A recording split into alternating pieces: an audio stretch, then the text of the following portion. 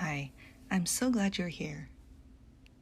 This is Melissa, and together let's find those grounding, magical moments in our lives that nourish our spirituality.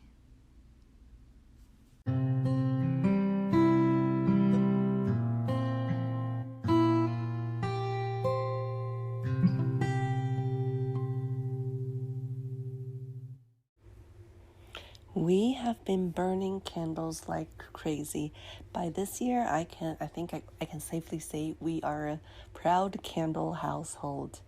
We already have a few scented and non-scented candles, and we were gifted a few candle stands and those round sphere candles, which are also not scented. So during the midwinter times, as the day grew shorter, we were burning these a whole lot, and some we just put them on our coffee table in front of the TV. And even if sometimes they just distract our TV screens, we still keep it on because the fire just going, creating this natural glow. It feels like magic because it's not something you see, and it looks like it has a life of its own.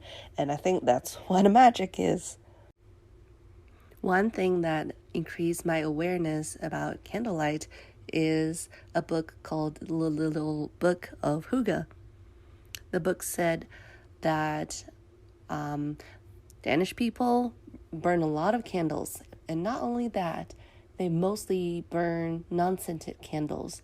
And that book also talk about a lot of Danish designs and lighting design, all that kind of thing, and explain why light and how different types of lighting, different mood is really important and integrated in the architecture and interior design and the lifestyle. And so I was, at that time, I was in a period of loving scented candles because scents, essential oil, that's all your connection to a lot of natural elements, to the plants, to the flowers, and that's really fascinating. And I have become really addicted to Bath and Body Works candles because they integrate so much seasonal elements. They just bring out the joy of the seasons changing, and their designs cater to so much different personalities, different aesthetics, and different moods as well. I really appreciate that part of it. But thinking more about the lighting and the candle flame effect of candles, bring something kind of calmer and deeper. Taking away the sense of candles is taking one thing away means you focus a lot more on the other, which is the light.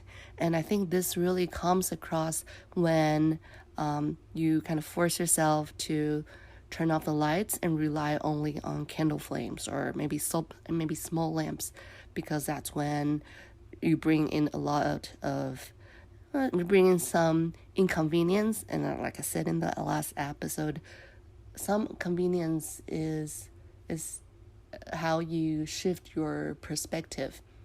And so the idea of keeping the lights off and around the solstice seems like a really simple thing. And at our home, we also know that's kind of hard to do because we want to cook, we want to read maybe, and relying on candles can be kind of impractical.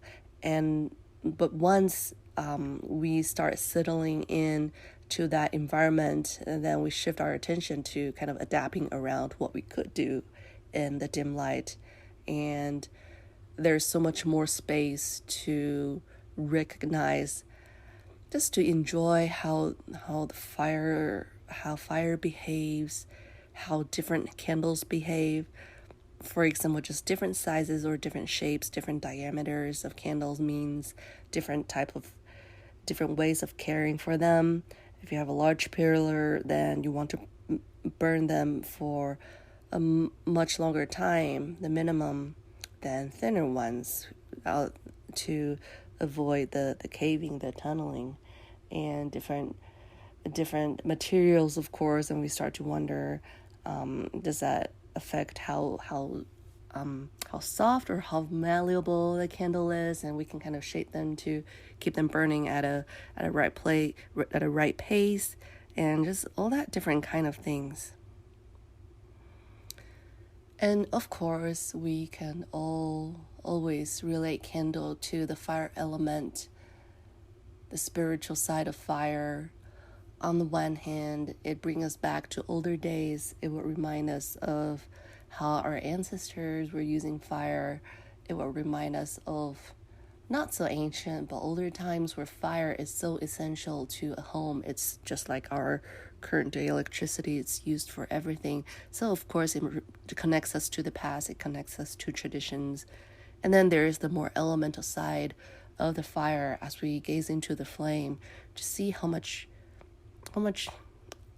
change and transformation is happening, and how almost unpredictable and intangible the way flames move, the way we see and perceive lights and the colors in the flame, and just how things can be, how things can have its own life, and we cannot touch it. We can only observe it with respect. And then deeper, how we can get inspirations from that transformational chemical activity, how we can embody it in ourselves, how we perceive it as a blessing and feel warmth both physically and emotionally from these candle flames. So there's so many ways to enjoy candles, just with the fire element and with the light playing in. There's not a lot of great insights I want to share in this episode. Only the joy and the love for burning candles, and I think there is a lot of candle lovers out there.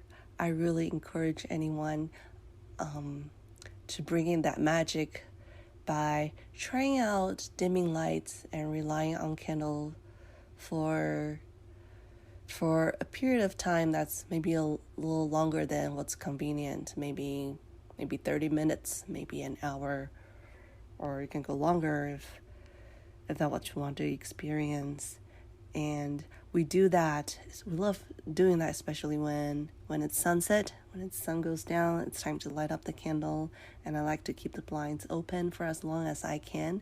And especially around this time, that's how we can see out the window. Just leave the blinds open. We can see out, and we can see the neighbors' Christmas lights. And if it had snowed, we can see the street lamps shining down on the white streets or the flurries, and inside it's not too bright so that we can enjoy the outside view, and we'll feel connected to more of that nighttime calm and peacefulness.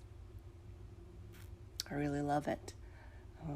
It's kind of funny, sometimes we will have, if we are out of unscented candles, then we're limited to less candle flames because the scents will clash, and that's candle lighting first world problem. And that's when we tone it down and go back to focus more on our actual daily activities within the electricity world.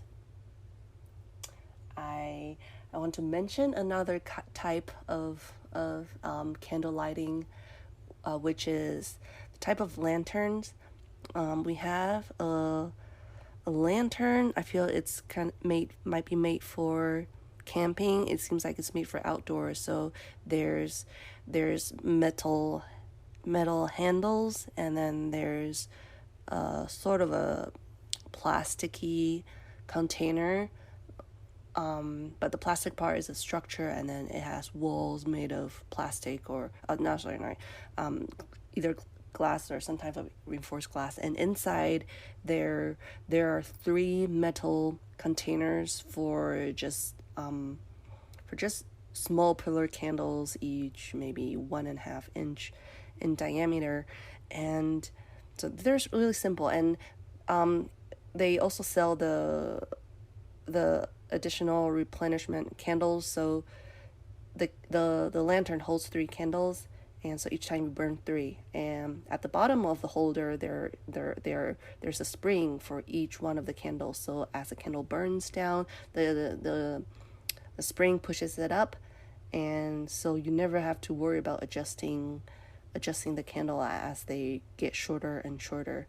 And the thing I want to say, it's really bright. I think that's the brightest candle we have. There are some 3-wick candles, but that lantern, maybe it's the material, or maybe it really is just having 3 individual ones burning.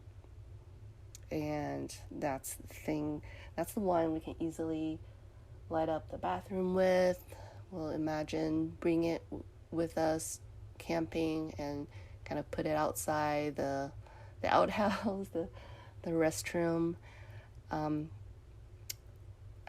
pretty sure it's on Amazon. I think that's a really fun thing, to bring in some old world charm and walk into the hallway with a lantern and say, "Who goes there?" That's one thing I learned.